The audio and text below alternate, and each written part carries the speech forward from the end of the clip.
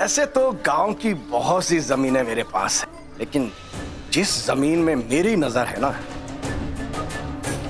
वो जमीन है लक्ष्मी की। जो बात उस जमीन में है, कोई और जमीन उस जमीन के आगे टिकती ही नहीं।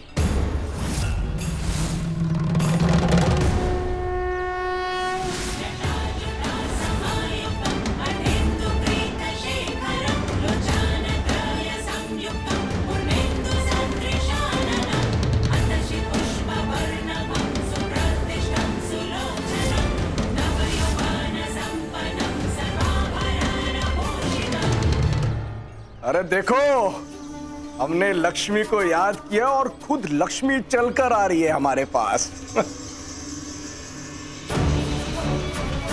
क्या बात है, लक्ष्मी को भी पैसों की जरूरत पड़ गई क्या? वे एक वक्त का खाना खाकर रह ली तू, लेकिन पैसे मांगने नहीं आई। मांग लेती, 100 रुपए मांगती, मैं 200 रुपए देता। मैं तो तेरी मदद करने के लिए हमेशा तैयार हूं। तेरी क्या, पूरे गांव की मदद करता है ये सुमेर सिंह। मदद या धोखेबाजी? मतलब भी समझ में आ जाएगा। मुझे कागज देखने हैं इनके, जो कर्जा लिया है उसके भी और इनकी जमीन के भी। अरे लक्ष्मी, वो जमीन अब मेरी है। इसने समय पर कर्जा वापस नहीं दिया तो गिरवी हुई जमीन अब मेरी हो गई।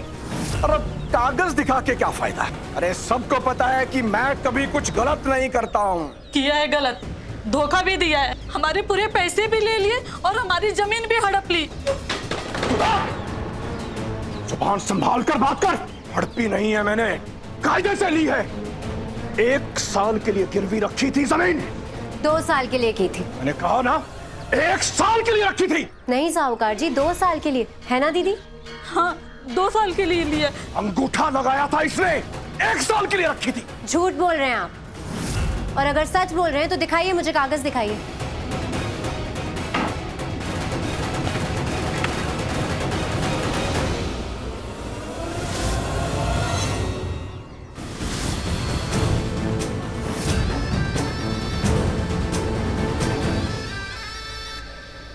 पता चल गया ना लक्ष्मी?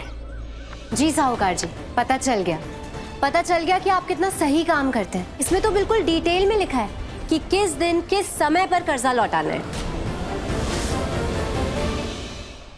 मैंने कहा था ना, इसीलिए तो कोई हमारी ईमानदारी पर शक नहीं करता। मैं तो शक कर ही नहीं रही हूँ साहूकार जी, मैं तो पूरे यकीन के साथ कह रही हूँ कि आप झूठ बोल रहे थे।